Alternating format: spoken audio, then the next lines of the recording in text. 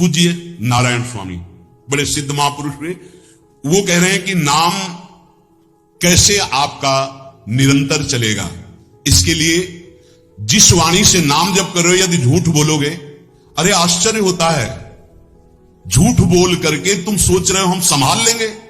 नहीं नहीं, झूठ तुम्हारा नाश कर रहा है, तुम्हें पता नहीं। जिस जिह्वा से नाम जप कर रहे हो, अगर नाम का विशेष फल प्राप्त करना है, जल्दी फल प्राप्त करना है, आपको दुखों से बचना है, पाप भस्म करना है, तो झूठ बोलना बंद कर दीजिए। क्या बिगड़ जाएगा आपका? सच्ची बोलने में क्या बिगड़ जाएगा? सच्ची बोलना शुरू करोगे, हिम्मत नहीं रह जाएगी पाप करने की।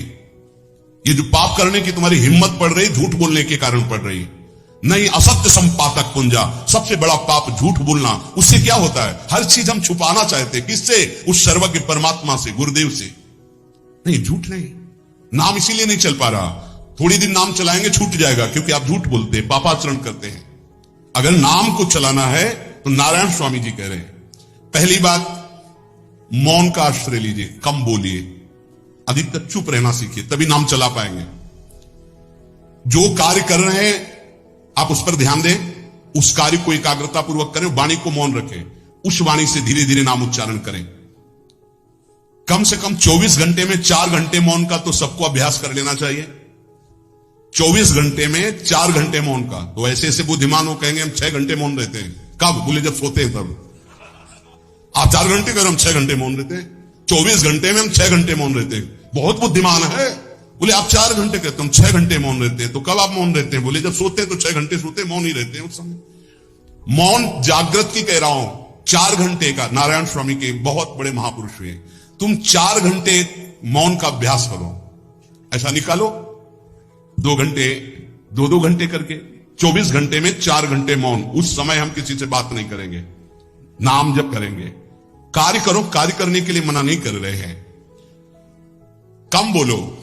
आजकल लोग अपनी जीवनी शक्ति को बोलने के द्वारा बहुत नष्ट कर रहे हैं। व्यर्थ की बातें करते रहते हैं। 4 आदमी चल रहे हो, आप पीछे चलिएगा, सुनते, बेमतलब की बातें। नाम जब नहीं होगा वो डिलीट नहीं होंगी, वैसे ही बनी रहेंगी। अगले जन्म के लिए तैयार हो रहा है। इसलिए नाम यदि सिद्ध करना है, नाम का फल लेना है, नाम का आनंद लेना है, तो वृथा भाषण बंद करो, बेकार की बात बंद करो। जितना कम बोलने से काम चल जाए उतना। सामने वाले को बोलने दीजिए, आप बीच में नाम चल रहा है, जी नाम चल रहा है। जब कोई आवश्यक बात हुई, पवित्र शब्द बोल दिया, नहीं चुपचाप सुनो। उसको लग रहा है कि आप संभाषण करो, मान लो रिश्तेदार है, नातेदार है, मित्र, अब आप व्यवहार में हैं, आप सीधे ये तो नहीं कह सकते हमसे बात मत करो। नहीं, हाँ बात कीजिए, लेकिन आप कम बोलिए, उसको बोलने दीजिए, आप नाम जप कीजिए। जरूरत भर बात कीजिए।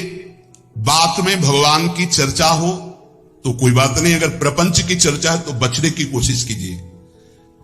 अपने संबंधियों, अपने दोस्तों, अपने व्यवहारियों से व्यवहार, दोस्ती, संबंध शिथिल कीजिए, तभी नाम में प्रीति होगी। अगर ये अब हमारे दोस्त आ गए हैं तो फिर वो दोस्त छूट जाएगा नाम, अब बातें शुरू हो गई प्रपंच की। धन्य है ऐसी बुद्धि जो प्रियजनों से भी संभाषण केवल भगवत वाक्यों का, अन्यथा नहीं। इसीलिए इस मार्ग को वर्ण करना बहुत कठिन है। एक ऐसा तुम्हारा निवास स्थान होना चाहिए अलग, जिसमें अपने रिश्तेदार, नातेदार, व्यवहारियों का प्रवेश ना हो। आपकी शैया अलग होनी चाहिए। अगर नाम जापक नाम सिद्ध करना चाहता है, नाम का फल लेना चाहता है, नाम निरंतर चलाना चाहता है, तो जिस आसन पर आप बैठते हैं उसी में प्रपंची, विषयी, संसारिक वृत्ति वाले बैठेंगे तो भजन की वृत्ति नहीं बन पाएगी। एक ऐसा, वैसे होते हैं घरों में बैठने वालों का अलग, लेकिन साधन कक्ष अलग होना चाहिए अपना। किसी का यदि प्रवेश ना हो तो आप देखेंगे कि आपके साधन के परमाणु आपको वहां बैठते ही तत्काल विक्षेप रहित करके भजन में लगा देंगे।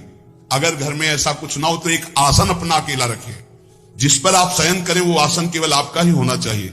अगर वो सार्वजनिक बैठने के लिए ही है, ऐसी व्यवस्था नहीं, तो आसन समेट कर अपना अलग रख दीजिए और दूसरे आसनों पर बैठा लिए। फिर वो आसन हटाकर जब आप शयन करें तो आपका आसन होना चाहिए। इसका बहुत बड़ा प्रभाव पड़ेगा। कोई भी ऐसा दृश्य या पुस्तक ना पढ़े जो वासनात्मक हो और प्रभु के नाम से आपको विमुख कर दे। अखबार आदि, समाचार आदि, ये हमारे चिंतन को नष्ट करते हैं। अगर नाम जप करना है, निरंतर नाम स्मृति बैठालनी है, एक घटना कई मिनट तक विक्षेप देती है। ऐसा हुआ? कैसे लोग हैं। और उसमें तो समाचार ही हो रहे हैं, सैकड़ों बातें हो रही, पेपर है तो सैकड़ों बातें लिखी हैं, क्या क्या। अब वो सब दिमाग में भर गई।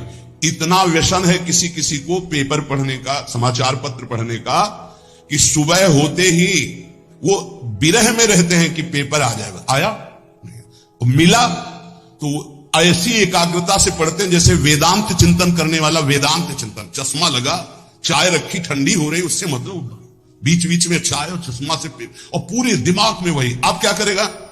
जो पढ़ा है उसका चिंतन बनेगा, वही बोला जाएगा। अब जहां चार मिले तो तुम्हें पता है, उत्तर प्रदेश में ये हुआ, मध्य प्रदेश में ये हुआ, चर्चा दिमाग। नाम जापक पूज्य श्री नारायण स्वामी कह रहे, अखबार पढ़ना, दुनिया भर के प्रपंच की जिसमें बातें हैं, ऐसे समाचार, ऐसे टेलीविजन देखना, ये तुम्हारे हृदय में नाम नहीं चलने देंगे, तुम्हारी स्फुरणा को गंदी कर देंगे, बेकार का वक्त खराब होगा।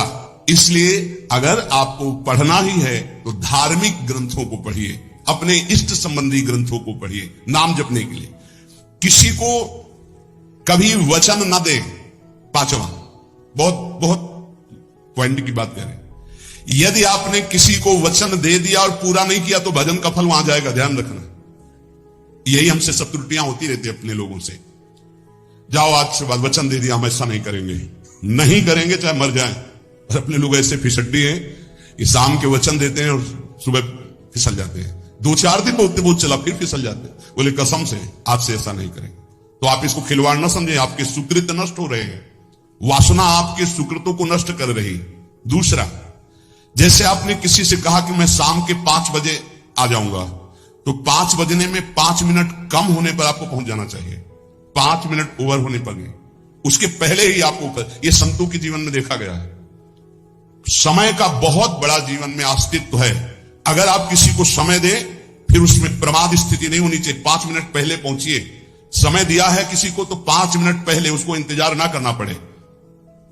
रात को सोते समय नाम जापक उपासक विचार करें, मेरा नाम किन किन कार्यों में छूटा, मेरे से कौन कौन सा पाप हुआ, मैंने कौन सी आज गलती की जो नहीं करना चाहिए, और उसे डायरी में नोट करें। नारायण स्वामी करें, दूसरे दिन सावधानी पूर्वक वो गलतियां ना होने पाए जो हमने आज की।